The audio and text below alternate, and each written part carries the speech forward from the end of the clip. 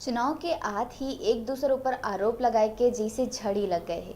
बसपा उम्मीदवार दाऊराम रत्नाकर भी कांग्रेस और भाजपा ऊपर तंज कसत नजर आई। देखो रिपोर्ट। चुनाव अभियान लले के पहुंचे बसपा उम्मीदवार दाऊराम रत्नाकर कांग्रेस और भाजपा ऊपर तंज कसत कहिस। आज़ादी के 70 साल हो गए हैं, फिर आज भी लोगन ला उकर बेसिक सुविधा, समान शिक्षा, समान अधिकार जैसे कतको सुविधा पर तरसत है।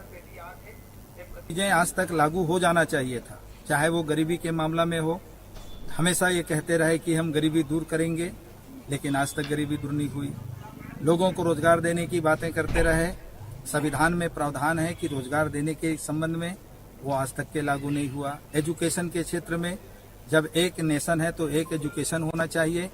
आज गांव के बच्चों के लिए अलग स्कूल और शहर में रहने वाले बड़े पैसे वाले लोग हैं उनके लिए अलग स्कूल, जबकि संविधान के कहने के मुताबिक 21 का के आधार पर 6 साल से लेकर 14 साल के हर बच्चों को अनिवार्य शिक्षा देने की बातें कही गई, लेकिन एक एजुकेशन इस देश के अंदर में नहीं है।